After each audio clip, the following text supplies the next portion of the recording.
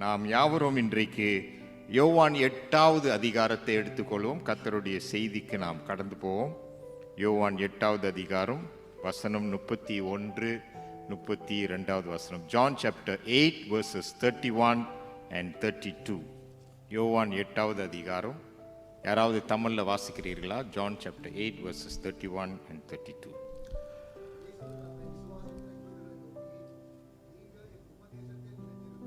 மெய்யாகவே என் சீஷராய் இருக்கிறீர்கள், சத்தியத்தையும் அறிவீர்கள், சத்தியம் உங்களை விடுதலையாக்கும் என்றார். ஆமென். நான் ஆக்சுவலி பாஸ்டர் காந்தனுக்கு என்னுடைய நன்றியை தெரிவிக்கணும். அவர் இந்த அழைப்பு கொடுத்ததுக்காகவும் மற்றவங்களுடைய சபையில் இருக்கிற பொறுப்பாக இருக்கிற யாவருக்காகவும் என்னுடைய நன்றி. இந்த அழைப்பு கொடுத்ததே நான் இதனாலே தான் நான் வந்திருக்கிறேன். பாஸ்டர் காந்தனுக்கு ரொம்ப தேங்க்ஸ் பாஸ்டர் காந்தன். நாம் யாவரும் கண்களை மூடி ஜெபிப்போம். ஆண்டவர் நம்மோடு பேசும்படிக்கு நாம் பிரார்த்தனை செய்வோம்.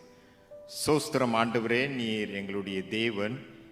நாங்கள் உம்முடைய ஜனங்களாய் உம்மை தொழுது கொள்ள, ஆராதிக்க, உம்முடைய நல்ல நாமத்தை துதித்து மகிமைப்படுத்த இந்த சலாக்கியத்தை கொடுத்ததுக்காய் சோத்திரம். Father, we thank you for this great privilege to worship you, to bring glory and honor to your name. இந்த காலை ஆராதனையிலே நாங்கள் பலமுறை ஆண்டவரே ஆராதனையிலே நீர் எங்களோடு பேசியிருக்கிறீர். நாங்கள் உம்முடைய சத்தத்தை கேட்டிருக்கிறோம். அதற்காய் நன்றி சுவாமி. And so Lord, we pray that you will minister to each one of us through your word. ஆண்டவரே, பரிசுத்த ஆவியானவர் மூலமாய், சத்திய வார்த்தைகள் மூலமாய் எங்களோடு இடைப்படும், பேசும். எல்லா தடைகள், சோர்வுகள், பலவீனங்கள் நசரேயனாகிய இயேசுவின் நாமத்திலே அவைகளை கடிந்து கட்டி நிர்மூலமாக்குகிறேன். இந்த நாளிலே எங்களுடைய கண்களை குருடாக்கி இருக்கிற இந்த உலகத்தின் தேவனானவனை இயேசுவின் நாமத்திலே கட்டுகிறோம் சுவாமி. உம்முடைய தெய்வ வல்லமை எங்கள் மத்தியிலே கடந்து வரட்டும். எங்களுக்கு நீர் விடுதலை தர ஜெபிக்கிறோம். நாங்கள் சத்தியத்தை கேட்டு அதன்படி நடக்க கர்த்தர் எங்களை பலப்படுத்தும், ஆசீர்வதியும். இயேசுவின் மூலம் ஜெபம் கேளும் பிதாவே, ஆமென். நாம் இன்றைக்கு 3 வார்த்தை உங்களோடு பகிர்ந்து கொள்ள விரும்புகிறேன். I'm going to share from the scripture 3 words. இந்த 3 வார்த்தைகளை நீங்கள் வேதாகமத்திலே வாசிக்கலாம். முதல் வார்த்தை மீட்பு. சொல்றீங்களா? மீட்பு. இரண்டாவது மன்னிப்பு. மூணாவது ரட்சிப்பு. சொல்லுங்க. முதல் வார்த்தை மீட்பு, இரண்டாவது மன்னிப்பு, மூணாவது ரட்சிப்பு. நீங்கள் வேதத்தில் வாசிக்கும் பொழுது ஆண்டவர் நமக்கு போதனை கொடுத்திருக்கிறார். சரிங்களா? we can read in the scripture teachings of Jesus Christ. ஆண்டவர் இயேசு நமக்கு உபதேசித்ததை குறித்து நீங்கள் வேதத்திலே வாசிக்கலாம். இந்த உபதேசம் மிக முக்கியம். doctrine or teaching of Jesus is very important. நம்ம வாழ்க்கையில மிக முக்கியம். நல்ல கவனிங்க. முதலாவது உபதேசம் என்று சொல்லும் பொழுது நாம் யாரை விசுவாசிக்கிறேன், நம்புகிறேன். என்னுடைய வாழ்க்கையில யாரை நான் விசுவாசிக்கிறேன், நான் வணங்குற தெய்வம் யாரு? சரிங்களா? who is the God whom I believe or I serve. சரி, நமக்கு அது அடிக்கடி கேள்விப்பட்டிருக்கோம். இயேசு தான் நமக்கு இந்த உலகத்துல ஒரே கடவுள், வேற தெய்வம் கிடையாது. மற்ற தெய்வங்கள் எல்லாம் நீங்கள் அது பொய், அது ஏமாத்துறது.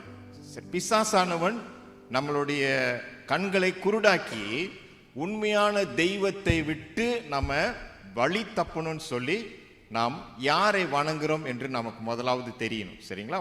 என்னதுங்க? whom do we believe. எந்த மதத்திலையும் எந்த வழிபாட்டிலையும் நீங்க பார்த்தீங்கன்னா நாம் போதனை பெறுவோம். we receive teaching. பட் யாரை நான் விசுவாசிக்கிறேன்? போதனை என்று சொன்னால் நமக்கு அவசியம். இந்த போதனை வேதத்தில் இயேசு ஒருவர் தான் தெய்வம் என்று வேதத்தில் எழுதியிருக்கு. இரண்டாவது, what has he done. அவர் என்ன செய்திருக்கிறார் நான் அவரை நம்புவதற்கு. என்னுடைய வாழ்க்கையில இயேசு என்ன செய்திருக்கிறார்? ஆண்டவர் தன்னுடைய வாழ்க்கையிலே கிரியைகள் செய்திருக்கிறார். Jesus has done works for us to believe. அவர் என்ன செய்திருக்கிறார் என்று நமக்கு தெரியணும். மூன்றாவது, அதனாலே என்னுடைய வாழ்க்கையில என்ன பலன்? why must I believe. இவைகளை நம்புகிறது நமக்கு மிக அவசியம். முதலாவது என்ன சொன்ன? யாரை நான் விசுவாசிக்கிறேன். சரியா? ரெண்டாவது, ஏன் நான் இயேசுவை விசுவாசிக்க வேண்டும்? மூன்றாவது, அதனால என்ன பலன் எனக்கு? ஸோ நான் இன்றைக்கு இந்த 3 வார்த்தையில் உங்களுக்கு சுருக்கமாக அதை விளக்கி சொல்ல விரும்புகிறேன். நீங்கள் 2 தீமோத்தேயு எல்லாரும் எடுத்துக்கொள்ளும். 2 Timothy chapter 3 verses 16 and 17. 2 தீமோத்தேயு 3வது அதிகாரம் 16, 17வது வசனத்தில் வேதத்தில் வாசித்து பார்த்தீங்கன்னா, வேத வாக்கியங்கள் எல்லாம் தேவ ஆவியினால் அருளப்பட்டு இருக்கிறது. தேவனுடைய மனுஷன் தேறினவனாகவும் எந்த நற்கிரியை செய்ய தகுதி உள்ளவனாய் இருக்கும்படிக்கு. அப்படின்னா வேதம் எதற்கு கொடுக்கப்பட்டிருக்கிறது? அவைகள் உபதேசத்துக்கும். முதலாவது என்னதுக்கு? உபதேசம்னா என்ன சொன்ன? டீச்சிங். என்னத்தை பத்தி? யாரு? இயேசு. சரியா? அவர் என்ன செய்தார், ஏன் நான் அவரை விசுவாசிக்கிறேன். ஸோ நாம் என்ன பார்க்கிறோம் என்றால், இன்றைக்கு வாசித்தோம் பாருங்க, யோவான் 8:31வது வசனத்தில் இயேசு அப்படிதான் சொல்கிறார். எல்லாரும் எடுத்துக்கொள்ளும். John chapter 8 verse 31. என்ன சொல்லுகிறார் ஆண்டவர்? நீங்கள் என்னுடைய உபதேசத்தை கை கொண்டால் நீங்கள் என்னுடைய சீஷியர்களாய் இருப்பீர்கள். அப்படின்னா இயேசு எதை வலியுறுத்துறாரு? உபதேசம், போதனை. இந்த 2 தீமோத்தேயு 3:16, 15 நம்ம என்ன வாசித்தோம்? ஆண்டவர் நம்மளை என்ன சொல்றாரு? எதற்கு வேதம் கொடுத்திருக்கிறாரு? நம்மை போதிக்கும்படி, for teaching. The Bible scripture is giving for teaching. So நாம் அதை மட்டும்தான் இன்றைக்கு நான் இந்த 3 வார்த்தை கொண்டு உங்களோடு பகிர்ந்து கொள்ள விரும்புகிறேன். மீட்பு நமக்கு இலவசம். சொல்லுங்க, மீட்பு. சரி, நமக்கு கடையிலெல்லாம் ஃப்ரீயா கொடுக்குறோம் வாங்க அப்படின்னு சொன்னா நம்மளாம் போக மாட்டோமா? ரொம்ப சந்தோஷமா போவோம், ரைட்? அதுவும் பில்லி சத்து பறிச்சுமான்னு சொன்னா என்ன செய்வோம்? அள்ளிடுவோம். சரியா? நாம் அப்போ இந்த மீட்பு இலவசம். இயேசு நமக்கு இலவசமா அவர் சம்பாதித்தாரு. புரியுதுங்களா? மீட்பு என்னதுங்க? நமக்கு ஃப்ரீ. நான் அதை கொஞ்சம் விலைக்கு சொல்ல போறேன். மீட்புன்ற வார்த்தை நம்ம அகப்பட்டு கொண்டிருந்த நிலையிலிருந்து நம்மளை தூக்கி எடுப்பது. சரிங்களா? நம்ம பாவத்திலையும் அக்கிரமத்திலையும் நம்ம செத்து போயிருந்தோம். இயேசு என்ன செஞ்சார்? நம்மளை விடுவிக்க வந்தார். ஓகே, நீங்க யாரெல்லாம் பாச கடைக்கு போனதே இல்லை? நான் பான் ஷாப் போனதே இல்லை. நகை நட்டு வச்சு நம்ம காசு கொஞ்சம் எடுக்கிறோமா இல்லையாங்க? செஞ்சது இல்லையா யாரும்? நம்ம யாரெல்லாம் செய்யலன்னு சொல்ல, யாரெல்லாம் நான் பான் ஷாப்புக்கே போனது கிடையாது. ஓகே, 2 பேர் தான் போகல. யாரெல்லாம் போயிருக்கீங்க? ஓகே, நம்ம எல்லாரும் போயிருக்கிறோம். என்ன செய்வோம்? என்னுடைய சங்கிலியை நான் வச்சுட்டு அவர் என்ன செய்வார்? பணம் நமக்கு நல்லா கொடுப்பாரா? நிறைய கொடுப்பாரு. ஆனா திருப்பி ஒரு 6 மாசம் கழிச்சு என்ன செய்யணும்? வட்டியோடு கொடுக்கணும். கரெக்டா சொன்ன. யாருப்பா அது? என்னதோடு கொடுக்கணும்? சரி. ஆனா அதை திருப்பி அதை வட்டி கொடுக்க முடியாட்டி என்ன ஆகும்? குட்டி போடும். குட்டி போட்டுக்கிட்டே இருந்தா அப்புறம் என்னதான் ஆகும்? நீங்க காசு கொடுத்து எடுக்காட்டினா என்ன ஆகும்? போயிரும், பொருள் போயிரும், ரைட்? நான் நீங்களும் நானும் நம்மளுடைய வாழ்க்கையில நம்ம என்ன செய்யப்பட்டிருக்கிறோம்? பாவத்துக்கும் அடிமை ஆனதுனால நம்மளால வெளியே வரவே முடியல. அதனாலதான் இயேசு என்ன செஞ்சார்? அவரே தன்னை கொடுத்ததுனால தான் இப்ப இயேசு விசுவாசித்தா நமக்கு அதுல இருந்து விடுதலை. It is free. விடுதலை நமக்கு உண்டு. நான் ஒரு சின்ன கதையை சொல்ல போறேன். சந்தோஷ்ன்ற ஒரு பையன் இருந்தான். அவனுக்கு 10 வயசு.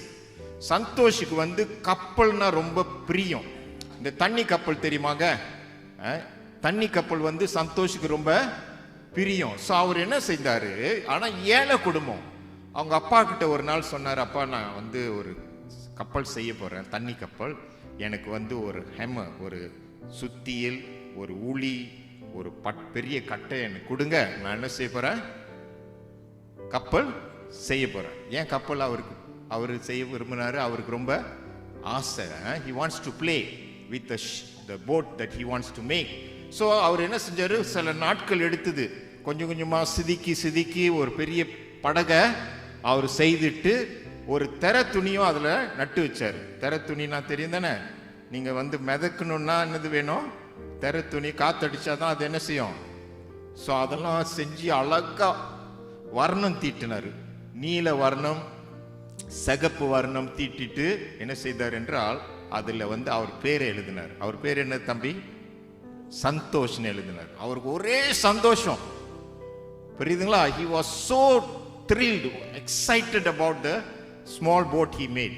அவருடைய வாழ்க்கையில இந்த படகு வந்து எப்படியாவது அவர் மிதக்க வைக்கணும்னு சொல்லி ஒரு நாள் அவங்க அம்மாட்ட சொன்னார். அம்மா, நான் வந்து இந்த படகை வந்து நம்ம வீட்டு பின்னால் இருக்கு தெரியுமா ஆறு, அந்த ஆற்றுல நான் என்ன செய்ய போகிறேன், மிதக்க விட போகிறேன், தண்ணி விட்டு ஆட போகிறேன் அப்படின்னு சொல்லி நூலு கண்டு எடுத்துகிட்டு போய் நூலை கட்டிட்டு என்ன செஞ்சார், ஆற்றுல விட்டார். விட்டோன்னா அது வேகமாக அப்படியே மிதங்கி போகுது, இழுத்துட்டு திருப்பி விட்டார். இது ரொம்ப அவருக்கு இன்னும் பெரிய பரவசம். he was so joyful. ஏன் தெரியுமாங்க, அவர் செய்த படகு என்ன செய்து மிதக்கு தான் அமிழ்ந்துருச்சா, கமல் இல்லை, ரைட்? ஸோ மிதக்கிட்டு இருக்கு. அப்போ என்ன நடந்துச்சுன்னா, மேலே வந்து ஆற்று மேல் பகுதியில் சரியான மழை பெஞ்சதுனால காத்து அடிச்சு தண்ணி பெருகி வேகமா தண்ணி ஆத்துல வந்ததுனால என்ன செஞ்சிருச்சு, படகை அத்துட்டு என்ன செஞ்சிச்சு, அடிச்சிட்டு போயிடுச்சு. he lost his ship, a boat. படகு காணோம். தேடி தேடி பார்த்தாரு, கரையிலலாம் போய் இறங்கி பக்கமாலாம் தேடி பார்த்தாரு. கடைசி வரைக்கும் கிடைக்கல. இருட்டுறதுனால நான் வீட்டுக்கு போயிட்டேன். வீட்டுக்கு போனோன்னு அவங்க அம்மா பார்த்தாங்க. என்னடா கவலையா இருக்க அப்படின்ட்டு கேட்கும்போது என்ன செஞ்சிருச்சு, படகு காணா போச்சுமா. கஷ்டப்பட்டு செஞ்சேன், எத்தனையோ நாள் செஞ்சோமா, படகு என்னதாயிடுச்சு, காணா போச்சு அப்படின்னு சொல்லி வருத்தத்தோடு அவர் என்ன செய்தாரு, அவங்க அம்மாட்ட சொன்னார். அவங்க அம்மா சொன்னாங்க, பரவாயில்லடா, என்ன செய்யறது, தொலைஞ்சி போச்சு அப்படின்னோடனே கொஞ்ச நாள் கழிச்சு, 2-3 நாள் கழிச்சு என்ன செஞ்சாரு, அவர் வீட்டு பக்கத்துல ஒரு டவுன் இருக்குது. இந்த டவுன்ல எப்பயாவது தான் போவார். அந்த சந்தோஷ் போனார்னா அங்க உள்ள கடைகளில் இந்த டாய்ஸ் விற்கிறாங்க தெரியுமா, விளையாட்டு ஜாமான், அந்த கடைகளில் தான் போவார். ஸோ அந்த கடைக்குள்ளார போய் அவர் என்ன செஞ்சார், சுற்றி பார்த்தாரு. பார்த்துக்கிட்டு இருக்கும்போது இந்த கடைக்காரர் வியாபாரம் செய்வார் பாருங்க, அவருக்கு பின்னால ஒரு சோஃபா இருந்தது, ஒரு கண்ணாடி ஷெல்ஃப் இருந்தது. அது பின்னால என்னமோ அவருடைய கண்ணை பறிச்சது. ஸோ அவர் கிட்ட போய் பார்த்தாரு, அவருடைய படகு அங்க இருக்குது, அவருடைய பேரும் அங்க இருக்குது. அப்ப அந்த கடைக்காரர்கிட்ட சொன்னாரு, ஐயா, இந்த படகு வந்து யாரோடது, என்னோடையது, நான் செஞ்சேன், அதுல என் பேரும் இருக்கு பாருங்கன்னு சொன்னாரு. இல்ல தம்பி, இது வந்து உனக்கு வேணும்னா 100 வெள்ளி கொடு, அப்பதான் நான் உனக்கு என்ன செய்வேன், படகை கொடுப்பேன். இல்லையா, அது என்னுடைய படகு, நீ வேணும்னா என்ன செய்யணும், எனக்கு 100 வெள்ளி நீ கொடுத்தாதான் என்ன செய்வேன், நான் அந்த படகை கொடுப்பேன்னு சொன்னாரு. ஸோ அப்போ என்ன சொன்னாருன்னா, சந்தோஷ், எனக்கு வந்து ஒரு 2 வாரம் கொடுங்க, நான் எப்படியாவது என்ன செஞ்சிருவேன், நான் பணத்தை திரட்டி என்ன செஞ்சிருவேன், வந்து வாங்கிடுவேன். ஸோ அதனால புக் பண்ணிடுங்க, இப்பவே எடுத்து வச்சிருங்கன்னு சொன்னார். 2 வாரம் கழிச்சு கஷ்டப்பட்டு அங்கங்குமா விறகுலாம் விற்று கஷ்டப்பட்டு என்ன செஞ்சாரு, 100 வெள்ளி சேர்த்துட்டு என்ன செஞ்சாரு, அந்த கடைக்கார்ட்ட வந்து 100 வெள்ளியை கொடுத்து என்ன செஞ்சிட்டாரு, படகை வாங்கிட்டாரு. அதை வந்து அப்படி கட்டி பிடிச்சிட்டு சொன்னாரு, இது நான் செஞ்சேன், இப்பொழுது என்னை விட்டு போனுச்சு, ஆனா நான் என்ன செஞ்சிட்டேன், அதை மறுபடியும் விலை கொடுத்து வாங்கிட்டேன், அது எனக்கு சொந்தம் அப்படின்னு சொல்லி ரொம்ப சந்தோஷப்பட்டார். அதே போலதான் இயேசு நம்மளை படைத்தார், தேவன் நம்மளை சிருஷ்டித்தார். நம்ம எல்லாரும் என்ன செஞ்சோம், ஆண்டவர் விட்டு போயிட்டோம். அதனால தேவனுடைய கோபம் நம்ம மேல வர வேண்டியது, தண்டனை வர வேண்டியது. ஆனா இயேசு என்ன செய்துட்டாரு, அவருடைய இரத்தத்தை சிந்தி நம்மளை மீட்டு கொண்டார். யாரெல்லாம் இயேசுவை விசுவாசிக்கிறோமோ நம்புறோமோ நம்ம யாருக்கு சொந்தம், இயேசுவுக்கு சொந்தம். வாசிப்போம் அப்போஸ்தலர் நடபடிகள், Acts chapter 20 verse 28. அப்போஸ்தலர் நடபடிகள் 20வது அதிகாரம் 28வது வசனம் வாசிங்க. ஆகையால் உங்களை குறித்தும் தேவன் தம்முடைய சுய ரத்தத்தினாலே சம்பாதித்து கொண்ட தமது சபையை மேய்ப்பதற்கு.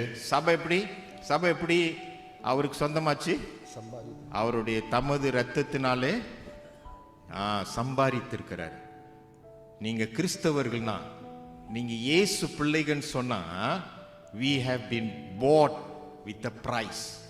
இயேசு தமது இரத்தத்தை சிந்தி என்ன செஞ்சிருக்கிறார்? உங்களையும் என்னையும் வாங்கியிருக்கிறார், மீட்டு கொண்டார். அப்படி என்றால் 1 கொரிந்தியர் 6:20 அப்படிதான் சொல்றாரு, கிரயத்தினாலே கொல்லப்பட்டீர்கள். You were bought with a price. கர்த்தர் தம்முடைய இரத்தத்தை சிந்தி என்னதுங்க? நம்மள விலை கொடுத்து மீட்டு கொண்டார், விலை கொடுத்து வாங்கியிருக்கிறார். அப்படிப்பட்ட ஒரு தியாகம், தேவன் உயிர் கொடுத்து ரத்தம். நீங்கள் இயேசுடைய ரத்தம் என்ன தெரியுமாங்க? குற்றமற்ற ரத்தம். வாசிப்போம் 1 பேதுரு 1வது அதிகாரம் 18-19வது வசனத்தை நீங்கள் கவனிப்பீர்களானால், if you turn to 1 Peter chapter 1 verses 18 and 19, இயேசு நம்ம இந்த உலகத்துல வெள்ளினாலும் அல்ல பொன்னினாலும் அல்ல, வெளியேற பெற்ற மாசற்ற குற்றமற்ற இயேசுவின் ரத்தத்தினால என்ன செய்யப்பட்டிருங்க? மீட்டு கொள்ளப்பட்டீர்கள். வாசிப்போம் அதுல யாராவது 1 Peter chapter 1 verses 18 and 19.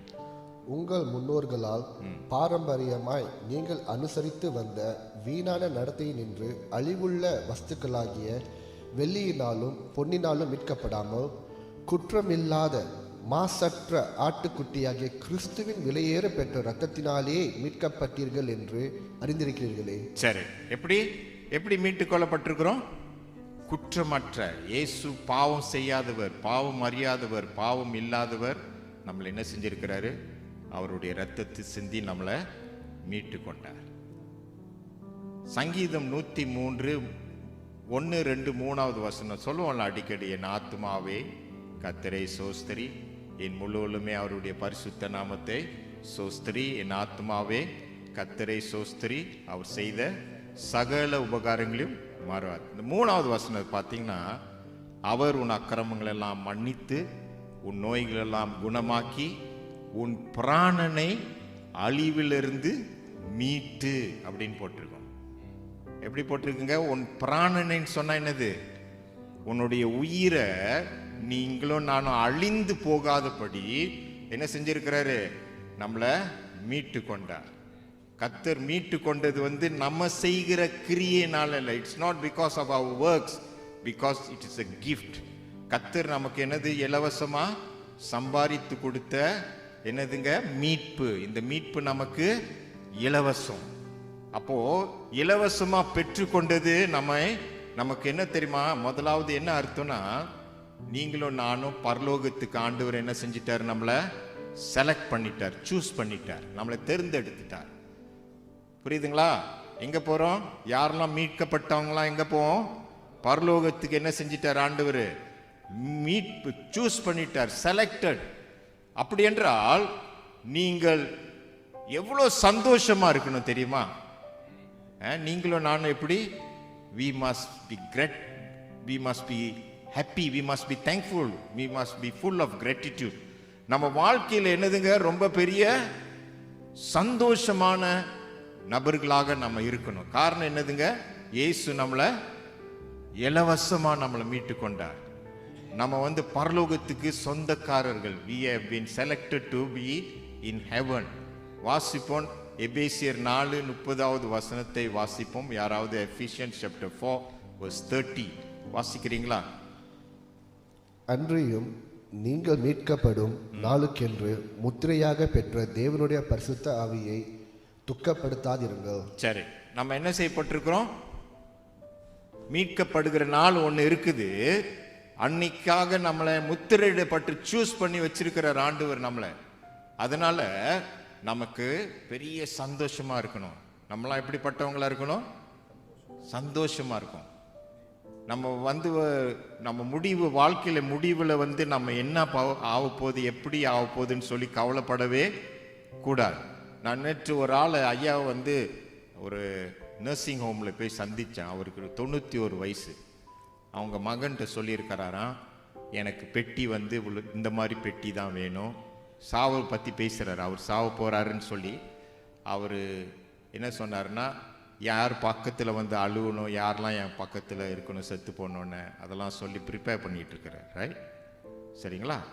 ஆனால் எப்படி சாவ போகிறாரு? அவருக்கு வந்துருச்சு இந்த சீக்குனால சாப்பிட கூட முடியல,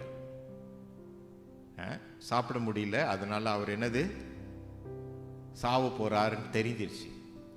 ஸோ நாம் வந்து நம்ம வாழ்க்கையில் எப்படி இந்த உலகத்தை விட்டு போகிறோன்ட்டு நமக்கு ரொம்ப பேருக்கு தெரியாது. The last days of our life we do not know how it is going to end. நம்ம எப்படி இந்த உலகத்தை விட்டு போகிறோன்னு தெரியாது. ஆனால் ஆண்டவர் நம்மளை என்ன செஞ்சிட்டாரு? மீட்டு கொண்டுட்டார். கர்த்தர் நம்மளை மீட்டு கொண்டுட்டார். அலெக்சாண்டர் த கிரேட்ன்ட்டு ஒரு பெரிய அரசன் இருந்தார். இவர் வந்து நீங்கள் கிரேக்க சாம்ராஜ்யத்தை ஆண்டவர். அநேக உலகத்தில் பகுதிகளை என்ன செய்தார்? அவர் கைப்பற்றினார். He captured many areas in this world. He was a very young king. 32 வருஷத்தில் அவர் பல பகுதி என்ன செஞ்சிட்டாரு? ஆண்டு கொண்டு இருக்கும் பொழுது அவருக்கு ஒரு வியாதி வந்துடுச்சு, சாவ போறார். சரிங்களா? அலெக்சாண்டர் கிரேட்க்கு வந்து சாகர தருவாயில் அவருக்கு 3 ஆசை இருந்தது. 3 ஆசை. அவர் சொன்னார், என்னை அடக்கம் பண்ணும்போது 4 தளபதி அவருக்கு இருந்தது. There was 4 commanders who were under him and so he requested to them. அவர்கிட்ட 4 பேர்கிட்ட என்ன சொன்னார்னா, என்னுடைய சவப்பெட்டியை வந்து தூக்குறதுக்கு எல்லாம் டாக்டர்ஸ் தான் தூக்கணும், மருத்துவர்கள் தான் தூக்கணும். Best physicians must carry my coffin. புரியுதுங்களா? ஏன் அப்படின்னு கேட்டா அவர் சொன்னாரு, இந்த உலகத்துல சிறந்த டாக்டர் கூட என்னை சாவாம வைக்க முடியல. சரியா? சாவு வந்துச்சுன்னா யாரும் என்ன செய்ய முடியல, நம்மளை தடுக்க முடியாது. மொத ஆசை என்னதுங்க? சாவுப்பட்டியை தூக்குறது யாரு? டாக்டர்ஸாக தான் தூக்கணும். 2வது அவர் சொன்னார், நான் போகிற வழியில் இந்த சாவுப்பட்டி தூக்கிட்டு போவாங்க தெரியுமா, போகிற வழியிலாம் நீங்கள் என்ன செய்யணும், எனக்கு இருந்த எல்லா சொத்துலாம் அப்படியே வீசிட்டு போகணும். நம்மளாம் சும்மா விடுவோம்னு நினைக்கிறீங்களா? புரியுதுங்களா? எல்லாத்தையும் என்ன செய்யணும்? போகிற வழியில் வீசிட்டு போகணும். ஏன்? என்ன காரணம்? இது எல்லாம் என்ன காப்பாற்ற முடியல. இவ்வளவும் இருந்து எனக்கு புண்ணியமே இல்லைன்னு சொன்னார். எத்தனை ஆசை சொல்லிட்டாரு? 2. 3வது ஆசை என்ன தெரியுமா சொன்னாரு? இந்த சவப்பட்டியில் என்னை வைக்கும்போது என் கை பக்கத்து 2 துவாரம் செய்யணும், 2 சந்து போட்டுட்டு கையை என்ன செய்யணும்? வெளியே தொங்க போடணும். ஏன் தெரியுமா? அது என்ன செய்யும்? வெறுமையா, ரைட்? ஒன்றும் இல்லை என் கையில். நான் இந்த உலகத்தில் ஒன்றும் இல்லாமல் வந்தேன், ஒன்றும் இல்லாமல போகிறேன். 1 தீமோத்தேயு 6:7 அப்படி தான் சொல்லியிருக்கு. வெறுமையாக வந்தோம், வெறுமையாகவே போவோம். ஆனால் நம்ம இயேசுவோடைய ரத்தத்தினால மீட்டு கொண்டதுனால நமக்கு எங்கங்க பரலோகத்துக்கு ஆண்டவர் என்ன செஞ்சிருக்கிறாரு? நம்மளை தேர்ந்தெடுத்திருக்கிறாரு. மறுபடியும் 3 காரியத்தை ஞாபகப்படுத்துகிறேன். முதலாவது, நான் மீட்டு கொள்ளப்பட்டதுனால நான் ரொம்ப சந்தோஷப்படணும், ரைட்? 2வது, என்னுடைய வாழ்க்கையில் ஆண்டவர் என்னை மீட்டு கொண்டதுனால நான் வந்து பரலோகத்துக்கு என்ன செஞ்சிருக்காரு? தெரிந்து கொண்டார். 3வது, என் வாழ்நாள் முழுவதும் நான் ஆண்டவருக்கு நன்றி சொல்லணும், நன்றி செலுத்தணும். நம்ம ஜெப நேரம்லாம் சொல்லணும், ஆண்டவரே என்னை மீட்டு கொண்டீங்க, நான் என்ன பரலோகத்துக்கு நீ தெரிந்து கொண்டீங்க, அதுக்காக நான் என்னது சந்தோஷப்படுகிறேன், நன்றி செலுத்துகிறேன். அந்த ஜெபத்தை நான் மறக்கவே கூடாது. சரிங்களா? ஓகே. ஸோ நான் வார்த்தை என்னதுங்க? மீட்பு நமக்கு எல்லாருக்கும் சந்தோஷமா, இலவசம், ரைட்? நான் 2வது வார்த்தை, the second word I'm going to share is about forgiveness. நான் சொன்ன மீட்பு, மன்னிப்பு, ரட்சிப்புலாம் என்னது? உபதேசம். என்னதுங்க? these are teachings of Jesus. இயேசு உபதேசித்ததை சீஷர்கள் எழுதினார்கள், பேசினார்கள். இன்றைக்கு நம்ம அதை பேசுறோம். அதுதான் சேம் திங்ஸ், அதே தான் சொல்றோம். மன்னிப்பு வந்து 50-50% அப்படின்னா எல்லாரும் வாசிப்போம். நாட் 50-50 இல்லை, 50-50. யாரும் தப்பா அதை டைப் பண்ணிட்டீங்க, சாரி ஐயா. எல்லாரும் எடுப்போம். மத்தேயு 18:35. Matthew chapter 18 verse 35. வாசிங்க. நீங்களும் அவனவன் தன் சகோதரன் செய்த தப்பிதங்களை மனப்பூர்வமாய் மன்னியாமற் போனால் என் பரமபிதாவும் உங்களுக்கு இப்படியே செய்வார் என்றார். சரி, அந்த வசனத்தை எல்லாம் கவனிங்க, பைபிள் வச்சிருக்கவங்களாம் கவனிங்க. என்ன சொல்றாரு ஆண்டவர்? இது இயேசு சொன்ன வார்த்தை. நம்ம எல்லாரும் தப்பு பண்ணா பரலோகத்தில் இருக்கிற என் பிதா என்ன செய்வாரு? எப்படி மன்னிப்பாரு? எப்படி மன்னிப்பாரு? வசனத்தை பாருங்க. மன்னிக்க மாட்டாரா? தம்பி நல்ல கல்லு ஐயா, நீங்க 2 பேரும் பேசுறீங்க. பிதா என்ன சொல்றாரு? இயேசு என்ன சொல்றாரு? அவன் செய்த தப்பிதங்களை என்னது மற்றவங்களை நம்ம மன்னியாம போனா என்ன செய்வாரு பரமபிதாவும்? எப்படி மன்னிக்க மாட்டாரு? ஒரு வார்த்தை பாவிக்கிறாரு, அதுல என்னது? மனப்பூர்வமா, வித் மை ஹோல் ஹார்ட். ஆண்டவர் என்ன சொல்றாரு? அவர் நம்மளை மன்னிச்சாருன்னா எப்படி மன்னிக்கிறாரு? மனப்பூர்வமாய். அப்ப 50% நம்மளும் என்ன செய்யணும்? அதே மாதிரி மற்றவங்களை மன்னிக்கணும் என்று சொல்லி ஆண்டவருடைய வார்த்தையை நாம் வாசிக்கலாம். அதனால மன்னிப்பு வந்துங்க, ஒருத்தவங்க இயேசுவை விசுவாசிச்ச உடனே நம்ம காரியம் என்ன படிப்போம் என்றால், when you become a Christian, the first thing you learn is to forgive.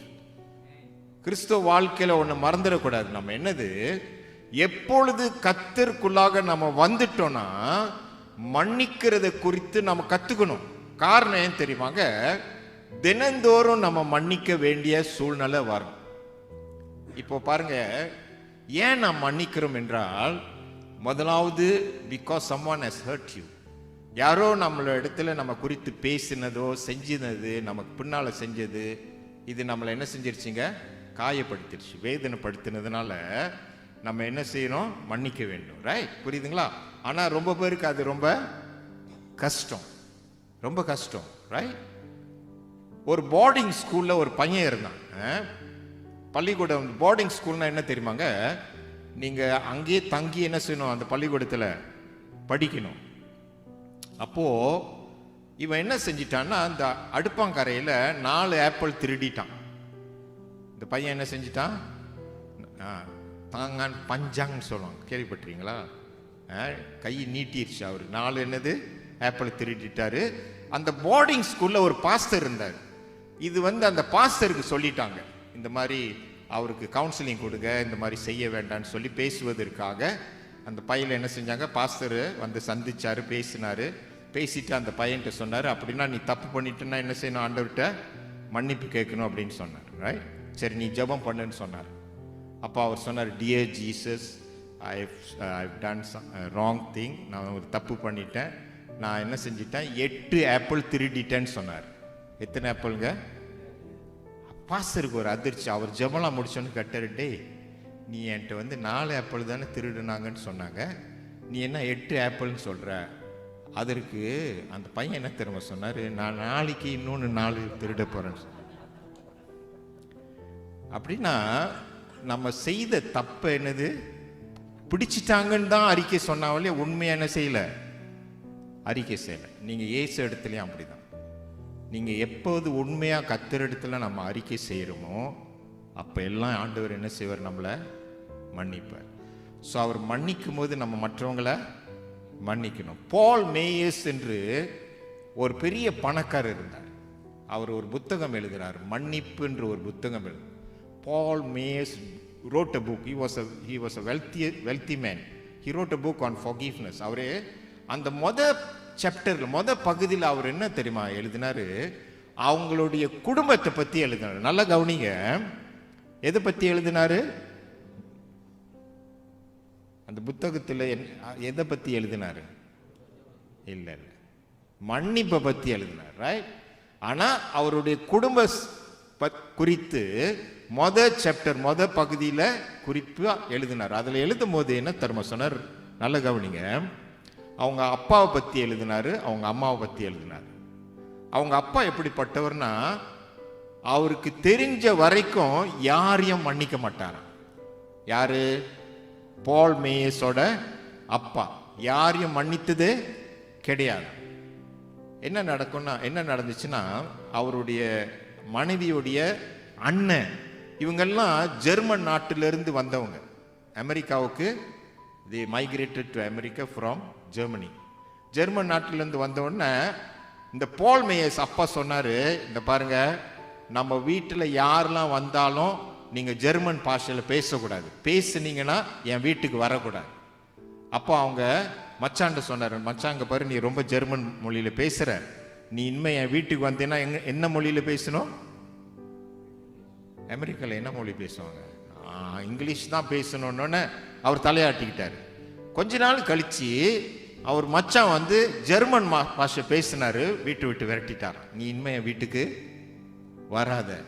He didn't want to forgive him because he spoke in German. சரிங்களா? பிற்பாடு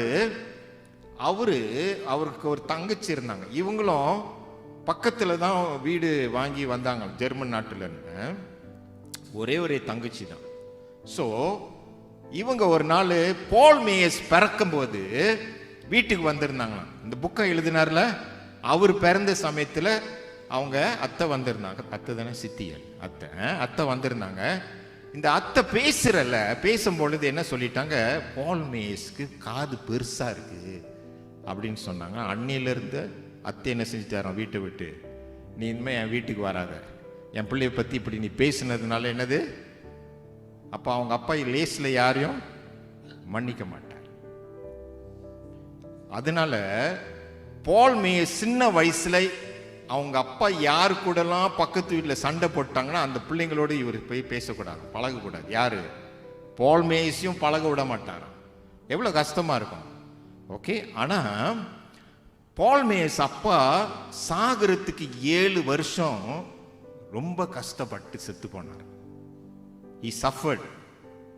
Paul Mayer's father suffered before he died. 7 years he suffered. அவர் சொல்றாரு, ஒருவேளை பால் mayor சொல்றாரு, எங்க அப்பாவுக்கு மன்னிக்காதனால இப்படிப்பட்ட எனது பாடுபட்டு அவர் இறந்து போனார். சிலர் நீங்க மன்னிக்காட்டி என்ன சொல்றாங்கன்னா ஹார்ட் அட்டாக் வரும், மன்னிக்காட்டி வயிற்றுல புண்ணு வரும், அல்சர், மன்னிக்காட்டி சிலருக்கு அஸ்மா வியாதி வரும், சிலருக்கு வந்து கட்டி வரும். இப்படி ஒரு சிலர் வியாதி வந்து யார் என்னதுங்க, யார் நம்ம மன்னிக்காம போனா இப்படி வரும். அதே நேரத்தில் பால் மேயர்ஸோடைய அம்மா பத்தி அவர் எழுதும்போது என்ன சொல்றாரு தெரியுமாங்க, அவங்க அம்மா வந்து யாரையும் மன்னிக்கிறதுக்கு தயாரா இருப்பாங்களாம். The mother was opposite. She will choose to forgive. She wants to forgive. அவங்க அம்மா என்ன செய்வாங்களாம், யாரெல்லாம் அவருக்கு விரோதமா அவங்களுக்கு செஞ்சாங்களோ என்ன செஞ்சிருவாங்க, எளிதில் மன்னிச்சிருவாங்களாம். புரியுதுங்களா? அப்போ ஒரு நாள் என்ன நடந்துச்சுன்னா, அவங்க அப்பா வந்து வேலை முடிச்சு வீட்டுக்கு வராரு. வீட்டுக்கு வந்தோன்னு அவர் என்னமோ கடுப்பு, சில சமயத்தில் வேலை இடத்துல சில சேட்டை பண்ணிடுவாங்க, பார்த்துருக்கீங்களா? அந்த கடுப்பு என்ன செய்வாங்க, சிலர் வீட்டில் வந்து அந்த கோபத்தை விட்டுற மாட்டாங்க, அதையே கொண்டாந்துருவாங்க வீட்டுக்கும்.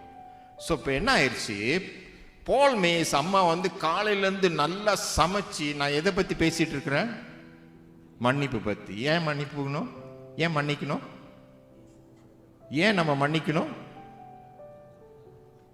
தேவன் என்னை மனப்பூர்வமாக மன்னிச்சதுனால நானும் மனப்பூர்வமாக மன்னிக்கணும்.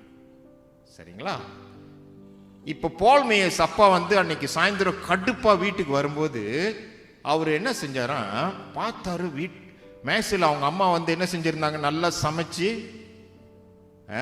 சாம்பார், கோழி பெரட்டல், இறைச்சி பெரட்டல், வறுவல், பல விதமான சாப்பாடு என்ன செஞ்சாங்க, ஜெர்மன் சாப்பாடு, நான் வந்து இந்தியன் சாப்பாடு சொல்லிட்டேன். ஆனால் பல விதமான என்னது, காலையிலேருந்து எல்லாரும் ருசியாக சாப்பிடணுன்ட்டு சமைச்சு வச்சிருந்தாங்களாம்.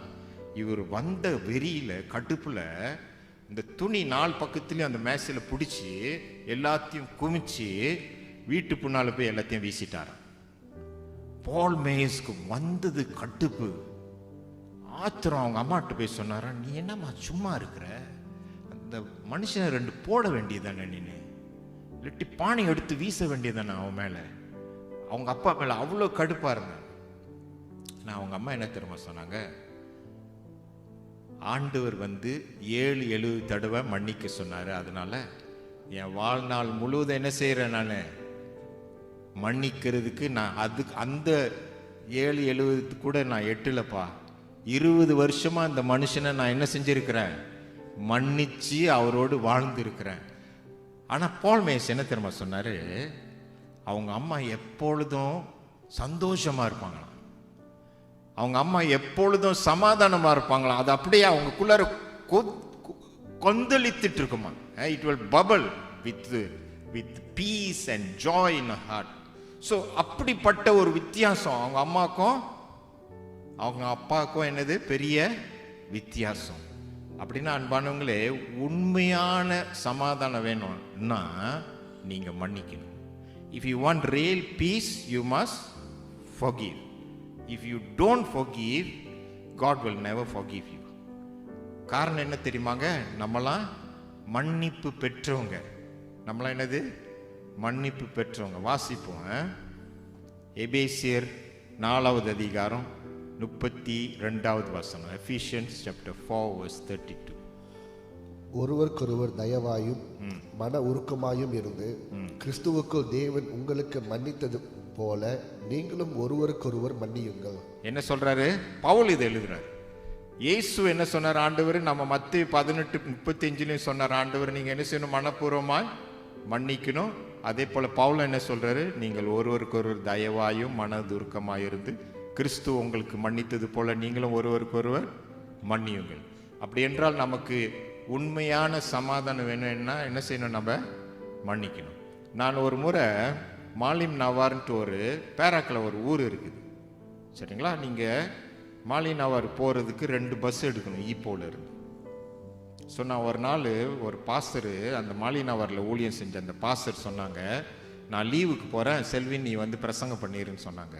ஸோ நான் வந்து அப்போல்லாம் மோட்டர் சைக்கிள் காடிலாம் என்கிட்ட இல்லை பாருங்கள். ஸோ பஸ்ஸில் தான் ஈப்போலேருந்து பஸ்ஸு எடுத்துகிட்டு வரும்போது நான் கோலடிப்பாங்ட்டு ஒரு இடம் இருக்குது, அதில் நின்று இறங்கி இன்னொரு பஸ் எடுக்கணும் மாலினாவார். அப்படின்னா நான் ரெண்டு பஸ்ஸில் ஏறணும், ரைட்? மொதல் பஸ்ஸில் ஏறிட்டே வரும்போது நான் மறந்துட்டேன் எந்த அந்த ஜங்ஷனில் எங்கே இறங்கணுன்ட்டு இந்த பஸ் ஸ்டாப்பை மறந்துட்டேன். ஸோ ஒரு 2 பஸ் ஸ்டாப்புக்கு முன்னே நான் பெல் அடிச்சிட்டேன் தெரியாமல். அடுத்த பஸ் ஸ்டாப்பில் பெல் அடிச்சிருக்கணும். நான் என்ன செஞ்சிட்டேங்க? தப்பா ஒரு பஸ் ஸ்டாப்புக்கு முந்தி பெல் அடிச்சிட்டேன். அப்போ என்ன நடந்துச்சு? நான் பின்னால் உட்காந்துருந்தேன். இந்த பஸ்கார் வந்து நிப்பாட்டிட்டாரு. நான் தப்பாக பெல் அடித்த இடத்துல வந்து நிப்பாட்டிட்டாரு. சும்மா பேசாமல் இருந்திருக்கலாம் இல்லையா? உட்காந்துருந்தா பிரச்சனை இருந்திருக்காது. நான் என்ன சொன்னேன்? அடுத்த பஸ் ஸ்டாப்னு எழுந்திரிச்சுன்னு மலாயில் சொன்னேன். நான் மலாயில் பேச எனக்கு அவ்வளோ வராது, இருந்தாலும் நான் மலாயில் சொன்னேன் அடுத்த பஸ் ஸ்டாப்புன்னு சொன்னேன். அவர் கண்ணடியில் பார்த்துட்டு பின்னால என்ன சொன்ன? தூரம்லான்னாரு. எல்லாரோடைய தலையை யாரை பார்த்துருக்கோம்? நாங்கள் திரும்பி என்ன தான் பார்த்தாங்க, சரியா? நான் வந்து டிக்கெட் எது வரைக்கும் வாங்கியிருக்கேன்? அடுத்த பஸ் ஸ்டாப் வரைக்கும் நான் டிக்கெட் காசு கொடுத்துருக்கேங்க. ஆனால் அவர் என்ன சொல்கிறாரு? இறங்குன்னு சொல்கிறாரு. நான் ஏன் வீண் வம்பு அப்படின்னு சொல்லி மலமலன்ட்டு என்ன செஞ்சிட்டேன்?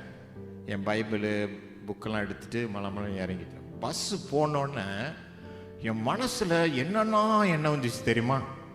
இவன் எங்கேயாவது போய் அடிபட்டு சாவ, புரியுதுங்களா? காலு கையெல்லாம் முறிந்து போக பல யோசனை, நான் நினைக்காத யோசனைலாம் வந்தது. உங்களுக்கெல்லாம் அப்படி வந்திருக்காது, ரைட்? எனக்கு ரொம்ப கஷ்டமாயிருச்சு. ஆனால் அந்த அன்னைக்கு பாருங்க, என்னுடைய பிரசங்க தலைப்பு வந்து மன்னிப்பு. ஆண்டவர் என்னையே டெஸ்ட் பண்ணி பார்க்குறாரு. என்னது? நான் மன்னிப்பேனா மன்னிக்க மாட்டேன். அதுவும் நான் ஒரு புக்கு படித்தேன், டேவிட் ஆகஸ்ட் பர்ஜர். அவர் மன்னிப்புன்ற ஒரு புத்தகம் எழுதினார். அதில் என்ன சொல்லியிருந்தாரு? கடைசியில் ஒரு ஜெபம் இருக்குது. என்ன ஜெபம்னா, ஆண்டவரே நீர் என்னை மனப்பூர்வமாய் மன்னித்தது போல நானும் அந்த மனுஷனை மனப்பூர்வமாய் மன்னிக்கிறேன். நீர் என்னை மனப்பூர்வமாக ஆசீர்வதித்தது போல நானும் மனப்பூர்வமாக என்ன செய்கிறேன்? ஆசீர்வதிக்கிறேன். அந்த ஜெபத்தை சொல்லி தான் அந்த பிரசங்கமே முடியணும். ஆனால் நான் பிரசங்கம் பண்ணுறதுக்கு முன்னே இங்கே எனக்கு நான் என்ன செய்யணும்? அந்த ஜெபத்தை நான் என்ன செஞ்சேன்? சரி, இந்த மாதிரி என்னெல்லாம் வந்தாலும் பரவாயில்ல, நம்ம என்ன செய்வோம்? ஆண்டவர்கிட்ட அந்த ஜெபம் சொல்லிட்ட உடனே எனக்கு பெரிய சமாதானம் வந்துடுச்சு. புரியுதுங்களா? என்ன ஜெபம்? இயேசுவே, நீங்கள் மனதார என்ன மன்னிச்சது போல நானும் அந்த மனுஷனை மனதார மன்னியுங்க. ஒருவேளை நான் உங்களுக்கு விரோதமாக ஏதாவது தப்பு பண்ணினா இன்றைக்கி என்ன செஞ்சிடணும்? நீங்கள் என்ன செய்யணும்? ஆண்டவர்கிட்ட என்னை மனதார நீங்கள் என்ன செய்யணும்?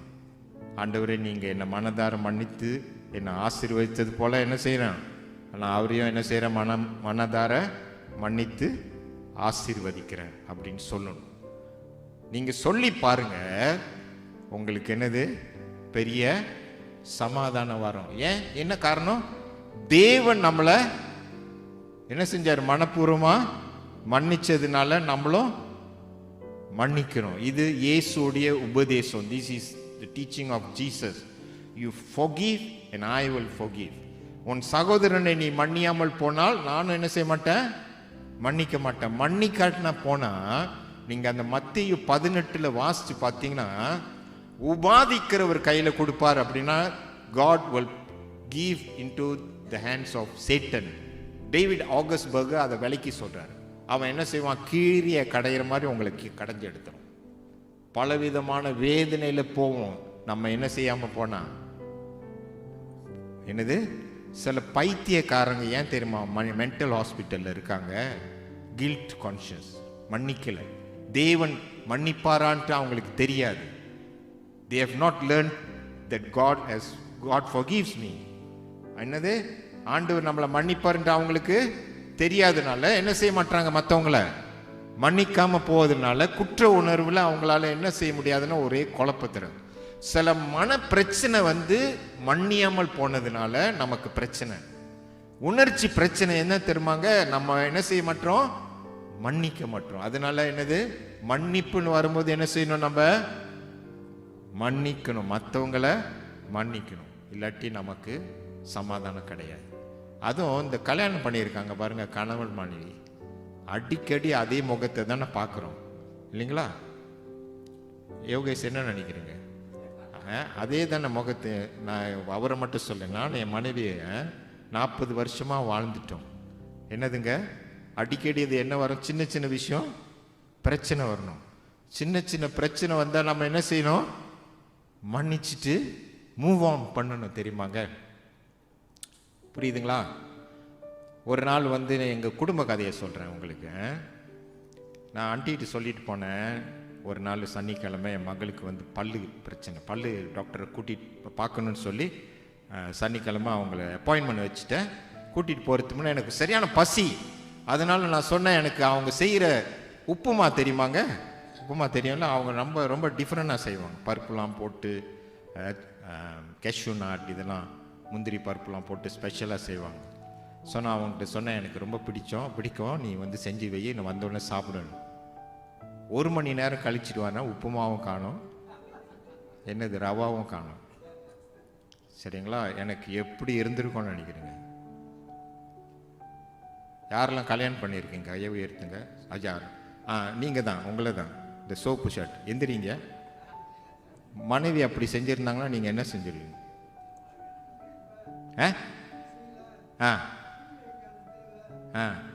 அப்படி சாந்தமாக பேசிட்டு போயிருங்க. உங்களை மாதிரி கணவர் யாரும் இருக்க மாட்டாங்க. வெரி குட், உட்காருங்க. நீங்கள் நல்ல கணவர். உங்கள் பேர் என்னது? சரவணன். நீங்கள் நல்ல கணவர். ஏன் இங்கே இருக்கிறீங்க? உங்கள் மனைவி காணோம். சரி, அது நம்ம வேற டைமில் பேசிக்குவோம். ஸோ நம்ம நான் வந்தோடனே என்ன செஞ்சுட்டேன்? எனக்கு என்னது ஆத்திரம். சைமன், நீங்கள் என்ன செஞ்சுருப்பீங்க? ஜெமிமா பதில் கொடுக்குறாங்க. நான் சைமனை கேட்டேன், ஜெமிமா என்ன சொல்கிறாங்க? அவங்க அம்மா வீட்டுக்கு போய் சாப்பிட்டுட்டு வான்னு சொன்னாங்க. ஓகே, நான் என்ன செஞ்சுட்டேன்? ரொம்ப அமைதியாக போயிட்டேன். எனக்கு ஆத்திரம் வந்துருச்சுன்னா நான் என்ன செய்ய மாட்டேங்க? பேச மாட்டேன். அது என்னுடைய பழக்கம். ஸோ நான் அமைதியாக இருந்தோன்னே அவங்க என்கிட்ட பேசி பேசி பேசி எப்படியாவது அந்த உறவை என்ன செஞ்சிட்டாங்க? பேச வச்சுட்டாங்க. ரைட்? ஸோ நம்ம உறவு உடைஞ்சி போகணும்னா போகுதுன்னு சொன்னால் நம்ம மன்னிக்கணும். குடும்பத்தில் நம்ம தேவனுடைய சமாதானம் இருக்கணும்னு சொன்னால் என்னது? மன்னிக்கணும். ஓகே, 3வது வார்த்தை என்னது? ரட்சிப்பு. இப்போ மணி 11:30 ஆக போகுது. ரைட்? ஸோ ரட்சிப்பு இது நீங்கள் 100% என்னுடைய பங்கு. என்ன செஞ்சோம்? இயேசு மீட்புன்னா என்னதுங்க? மீட்பு என்ன சொன்ன? இலவசம். ஆண்டவர் தன்னுடைய உயிரை ரத்தத்தை சிந்தி நம்மளை என்ன செஞ்சிட்டாரு? மீட்டு கொண்டாரு. You don't have to do anything. You don't have to do nothing. It's free. ரெண்டாவது என்ன சொன்னோம்? மன்னிப்பு. மன்னிப்பு என்னதுங்க? 50-50, ரைட்? தேவன் மன்னிக்கிறதுல நானும் மன்னிக்கணும். ரட்சிப்புன்னு சொல்லும்போது 100% நான் என்ன செய்யணும்? பிரயாசம் எடுக்கணும்.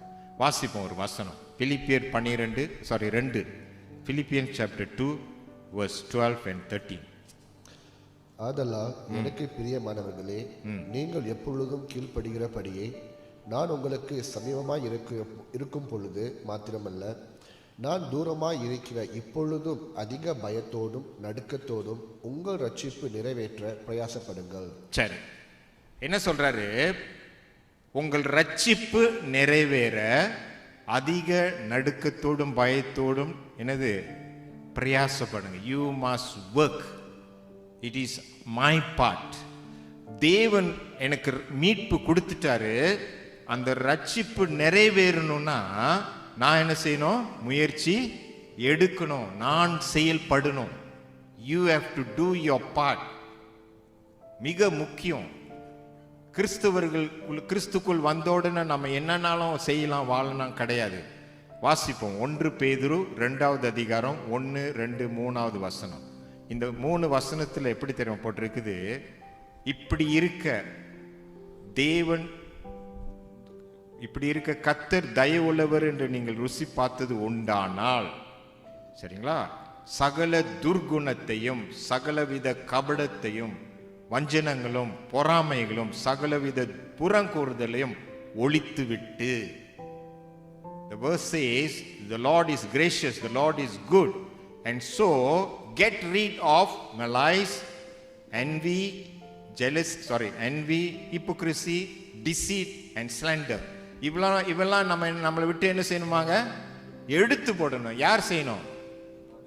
யார் செய்யணும்? நான் தான் செய்யணும். இது நீங்க ஆண்டவருக்குள்ளார வந்த உடனே தேவன் நம்மளுடைய உள்ளத்துல கிரியை செய்வார். God begins to work in you internally through His Spirit. தேவ ஆவியானவர் மூலமா நம்மள என்ன செய்வாருங்க? கிரியை செய்வார். கிரியை செய்யும் போது சில சமயத்தில் நீங்க கேட்டிருப்பீங்க, அவங்களும் கிறிஸ்தவங்க தான், இவங்களும் கிறிஸ்தவங்க தான், ஆனா நீங்க வித்தியாசமா இருக்கிறீங்கன்னு சொல்லி இருப்பாங்க. கேள்விப்பட்டிருக்கீங்களா? நீங்களும் தான் கிறிஸ்தவங்க, அவங்களும் தான் கிறிஸ்தவங்க, அவங்க எல்லாத்துலேயும் வந்துடுறாங்க, நீங்க மட்டும் ஏன் சேர மாட்டீங்க? உங்கள்கிட்ட சொல்லியிருக்காங்களா இல்லையா? சொல்லாட்டி நீங்க கிறிஸ்தவங்க இல்லை. சொல்லணும். என்ன சொல்லணும்? நீங்க அவங்கள மாதிரி இல்லையேங்க, நீங்க வித்தியாசமா இருக்கீங்களே. அப்படின்னா இயேசு நம்ம வாழ்க்கையில வந்த பிறகு அவர் என்ன செய்வாரு? மாற்றுவாரு. நம்ம என்ன செய்யணும்? ஒத்துழைக்கணும். You must be prepared to get rid of things that is not right with God. தேவன் நமக்கு உள்ளத்துல கிரியை செய்வாரு. அந்த கிரியை செய்யறதுக்கு நம்ம சேர்ந்து செய்தாதான் ஒரு பெரிய மாற்றத்துக்கு செயலுக்கு நம்ம கொண்டு போற முடியும். அதனாலதான் ரட்சிப்பு பாத்தீங்கன்னா அது நம்ம வாழ்க்கையில் என்ன தெரியுமாங்க? அது நம்ம உயிரோடு இருக்கிற வரைக்கும் அது செயல்பட்டுக்கிட்டே இருக்கும். We must work, we must desire to be like Christ. நான் இயேசுவை போல நான் பேசணும், பழகணும் என்ற என்னதுங்க, நம்மளும் முயற்சி எடுக்கணும். தன்னாலே வராது. இப்போ பொய் சொல்லிட்டே இருக்கிறீங்கன்னு வச்சுங்க, கிறிஸ்துக்குள் வந்தோடனே பொய் சொல்றது என்ன செய்யணும்? நான் நிப்பாட்டணும். நான் தான் நிப்பாட்டணும். என்னடா பச்சை பச்சையா பொய் சொல்ற, நீனும் கிறிஸ்தவன் சொல்ற சொல்லுவாங்க சிலர். நீங்களா கிறிஸ்தவன் சொல்றீங்கன்னா அவ்வளோ பொய் சொல்றீங்க. அது அவமானம் தெரியுமாங்க? யாருக்கு அவமானம்? கர்த்தருக்கு அவமானம். எனக்கு ஒரு சகோதரன் தெரியும், அவர் டிஎன்பியில் வேலை செஞ்சார், தனாகா நேஷனல் பெர்ஹாட். இவர் மீட்டர் ரீடிங் செய்வார் வேலை. அப்பொழுது அவர் என்ன செய்வார், இந்த ஃபேக்ட்ரியிலலாம் போகும்போது சில சீனர்கள் என்ன சொல்லுவாங்க, நீ மாற்றி குறைச்சி போடு, உனக்கு நாங்கள் கொஞ்சம் காசு கொடுக்குறேன் அப்படின்னு சொல்லி ஒரு சிலர் அந்த மாதிரி சொன்னதுனால இவர் என்ன செஞ்சிட்டு இருந்தார், அந்த மாதிரி தொழில் செஞ்சிட்டு இருந்தார். ஏமாத்தினார், அரசாங்கத்தை ஏமாத்துவார். அப்பொழுது ஆண்டவருக்குள்ளார வந்துட்டார். இவர் கிறிஸ்துவ விசுவாசித்து வந்த உடனே மாறிட்டாரு, செய்ய மாட்டார். ஆனா போக போக திரும்பி அந்த பழக்கத்தை செய்ய ஆரம்பித்தார். he started the same old habit. நீங்கள் பார்த்தீங்கன்னா கிறிஸ்துக்குள் வந்த உடனே நம்மளாம் புதிய மனுஷர்கள், பழையவைகள்லாம் ஒளிந்து போயிட்டு. அப்படின்னா இந்த பழைய மனுஷனுடைய பழக்கம்லாம் என்ன செஞ்சிடும், நம்மளை விட்டு போகணும். நானும் ஆசைப்படணும், நானும் விடணும், ஆண்டவருடைய உதவி கேட்டு நான் விடணும். இல்லாட்டி ஒரு வித்தியாசமும் இருக்காது நம்ம கிறிஸ்துவ வாழ்க்கையில். You will be the same. அதுவும் இயேசுடைய வாழ்க்கையில் நீங்கள் பார்த்தீங்கன்னாங்க, he gave himself, தன்னைத்தானே என்ன செஞ்சார், ஆண்டவர் கொடுத்தாரு. த கிவிங். நம்ம மற்றவங்களை பார்த்தா பரிதாபப்பட்டு அவங்களுடைய நிலைமையை பார்த்து நம்ம என்ன செய்வோம், நமக்கும் அந்த மன உருக்கம் வரும்போது என்ன செய்வோங்க, கொடுப்போம். நம்மளாம் கருமி கஞ்சத்தனம் பண்ண மாட்டோம். யாரை பற்றி பேசுகிறேன் நான்? கிறிஸ்தவர்கள். இந்த ரட்சிப்புக்கு அதனுடைய அடையாளம். It works. God works in us. நீ குடுன்னு சொல்லுவார் ஆண்டவர் சில சமயத்தில்.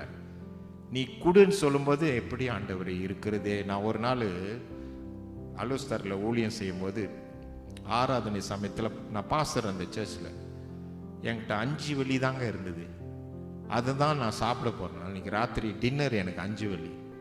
அப்போது நான் என்ன செஞ்சேன், ஆண்டவரே என்கிட்ட ஒரு காசு இல்லை, ஆனால் 5 வெள்ளி நான் என்ன செய்கிறேன், காணிக்க போடுறேன்னு போட்டேன். எங்கள் சர்ச்சில்ங்க கொஞ்சம் பேர் தான் வருவாங்க சர்வீஸ்க்கு. கடைசியில் ஒரு அம்மா உட்காந்துருந்தாங்க. அவங்க புதுசு, முதல் முறை பார்த்தேன். அந்த first time I saw her, but she's our church member. அவங்க சபா அங்கத்தினர். அவங்க கடைசியில் உட்காந்துருந்தாங்க. நான் எல்லாத்தையும் வாழ்த்தி அனுப்பிட்டு அங்கே வரும்போது அவங்க அங்கேயே தான் உட்காந்துருந்தாங்க. பாஸ்டர் இங்கே வாங்கினாங்க. போனேன். பாஸ்டர் நான் உடம்பு சரியில்லை, எனக்கு எப்பயாவது தான் நான் வருவேன், ஆனால் வரும்போது நான் உங்களுக்கு இந்த சின்ன காணிக்கை கொடுக்கணுன்ட்டு 20 வெள்ளி கொடுத்தாங்க என் கையில். நான் என்ன சொல்கிறேன்னா, நம்ம கிறிஸ்தவர்களாக வந்த உடனே நம்ம என்ன செய்யணும், கொடுக்க ஆரம்பிப்போம். கஞ்சித்தனம் பட மாட்டோம். ஏன் தெரியுமாங்க, இந்த உலகமும் அதனுடைய நிறைவும் கர்த்தருடையது. nothing belongs to us. இந்த உலகத்தை விட்டு நீங்கள் என்னெல்லாம் கொண்டு போக போகிறீங்க சொல்லுங்கள் பார்ப்போம். நானும் கற்றுக்கிறேன், அதையும் நானும் கொண்டு போகிறேன். ஒன்றும் கொண்டு போக மாட்டோம். புரியுதுங்களா? ஸோ அதனால இந்த ரட்சிப்பு என்று சொல்றது, கர்த்தர் நம்ம வாழ்க்கையில் தினந்தோறும் கிரியை செய்வார். என்ன செய்வார், அவருடைய சாயலுக்கு கிறிஸ்துவை போல நம்ம வாழ்க்கையை மாற்றுகிற ஒரு செயல். அதான் ரட்சிப்பு. Salvation takes place. நான் யாரை பற்றி சொல்லிட்டு வந்தேன், ஒரு ஐயா மீட்டர் ரீட் பண்ணிட்டு இருந்தார்ல, அவர் கிறிஸ்துக்குள் வந்துட்டார், ஆனால் திருப்பி அந்த பழக்கத்துக்கு போயிட்டார். கொஞ்ச நாள் கழிச்சு ஒரு நாள் அவர் மோட்டர் சைக்கிளில் போகும்போது அடிபட்டு இந்த கொட்டாங்குச்சி வெளியாயிடுச்சு. நீ கேப் சொல்லுவாங்க தெரியுமாங்க, வெளியாயிடுச்சு. அப்புறம் ஆண்டவர்கிட்ட மன்னிப்பு கேட்டார், சரிப்படுத்திட்டார், சரியாயிட்டார். அப்புறம் இன்னும் ஒரு கொஞ்ச நாள் கழிச்சு திருப்பி அந்த பழக்கத்தை செய்ய ஆரம்பித்தார். அவருக்கு ஒரு சீக்கு வந்துடுச்சு. அப்போ நான் அவங்க வீட்டு பக்கத்தில் இருந்து பாருங்க, நான் அவர் என்னை கூப்பிட்டு இருந்தார். அவங்க மகளை அனுப்பி அப்பா ப்ரே பண்ணுன்னு கூப்பிட்றாங்கன்னு சொல்லி நான் போனேன். அப்போ போகும்போது ஆண்டவர் சொன்னார், அவர்கிட்ட சொல்லி இது கடைசி வார்னிங்னு சொல்ல சொன்னார். என்னதான் கடைசி வார்னிங்? சிலருக்கு இங்கே இருக்கிறவங்களுக்கு என்னதுங்க, சிலர் இங்கே இருக்கிறவங்களுக்கு என்னது கடைசி வார்னிங் சொல்லுவார். ஆண்டவர் பொறுமையாக சொல்லிகிட்டே வருவார், செய்யாத விட்டுரு, இது நீ என்னுடைய பிள்ளை, இந்த மாதிரி பழக்கத்தில் இருக்கக்கூடாது. நம்ம என்ன செஞ்சிடணும், வந்துடணும், சரிப்படுத்திடணும். ரைட்? இவர் என்ன செஞ்சிட்டாரு, பிற்பாடு டொரியான் வியாபாரம் செய்வார். டிஎன்பி வேலையும் செய்வார், டொரியானும் வியாபாரம் செஞ்சிட்டு இருந்தார். ஒரு நாள் அவருக்கு காடி லைசன்ஸ் இல்லை. டொரியானை ஒரு இடத்துல இருந்து கொண்டு வர்றதுக்கு காடியில் போனார். ஆனால் அவருக்கு என்னது இல்லைங்க, லைசன்ஸ் இல்லை. அந்த காடி அலம்பி ஒரு சிமெண்ட் லாரி அடித்து அங்கேயே இறந்து போயிட்டார். ஸோ நான் என்ன சொல்ல வருகிறேன், சிலர் நம்ம ஆண்டவருடைய வழியை விட்டு நாம் விலகும் போது நம்ம ஆபத்துக்கு போயிடும். you get into trouble. So நம்ம ஆண்டவர் ரொம்ப நல்லவர், பொறுமையாக இருந்து நம்மள இடத்துல சொல்லுவார், உணர்த்திக்கிட்டே இருப்பார் மாறுறதுக்காக. நீங்கள் இந்த உலகத்தில் கிறிஸ்துக்குள் வந்த பிறகு நம்ம ரட்சிப்பு நிறைவேறணும். அந்த ரட்சிப்பு நிறைவேறுகிறதுக்கு கர்த்தரோடு நம்ம ஒத்து உழைக்கணும். You must cooperate with God in order to become like Christ. அந்த மாறுதல் காலம் எடுக்குங்க. It would take time. காலம் எடுக்கும். ஒரே நேரத்தில் நம்ம திடீர்னு மாற மாட்டோம். என்ன செய்வார் ஆண்டவர்? மாற்றுகிறதுக்கு நம்மளை நடத்துவார். ஸோ ரட்சிப்புக்கு நம்மளுடைய என்னது? பயத்தோடு என்ன செய்யணும்? ஆண்டவர் என்னை மீட்டு கொண்டாரு, நான் பரலோகத்தில் இருக்கணும், அதனால நான் ஆண்டவரோடு நெருங்கி இருக்கணும், அவர் விரும்புகிறபடி நான் கீழ்ப்படியணும் என்று சொல்லி நம்ம என்ன செய்வோம்? பயத்தோடு கர்த்தருக்குள்ளாக ஜீவிக்கணும். நம்மளை தண்டிப்பாருன்ட்டு காரணம் இல்லை, அவரை மதிக்கணும்னு செய்யணும். You must reverence, you must respect God and work along with him. கர்த்தர் ஒன்று என்ன செய்வார்? நம்மளை அவருடைய வழியில் நடத்துகிறது தான் நம்ம முழு ஒத்துழைப்பு. 100% என்ன செய்யணுங்க? ரட்சிப்புக்கு நம்ம செயலுக்கு கொண்டு வரோம். கண்களை மூடுவோம். எல்லாரும் கண்களை மூடுவோம். Let us all stand. நம்ம யாவரும் எழுந்திருப்போம். என்ன பார்த்தோம்? நம்ம மீட்பு என்னதுங்க? நமக்கு எல்லாருக்கும் சொல்லுங்க, சத்தமாக சொல்லுங்க. மீட்பு நமக்கு இலவசம். Redemption is free. பிகாஸ் காரணம் என்னது? இயேசு தன்னுடைய ஜீவனை கொடுத்து இரத்தத்தை சிந்தி நம்மளை மீட்டு கொண்டார். ரெண்டாவது என்னது சொன்னோம்? மன்னிப்பு. மன்னிப்பு எவ்வளோ? 50% 50-50. ரட்சிப்பு என்னது? நான் என்ன செய்யணும்? ரட்சிப்புனா நான் பிரயாசம் எடுக்கணும். எல்லாரும் கண்களை மூடுவோம்.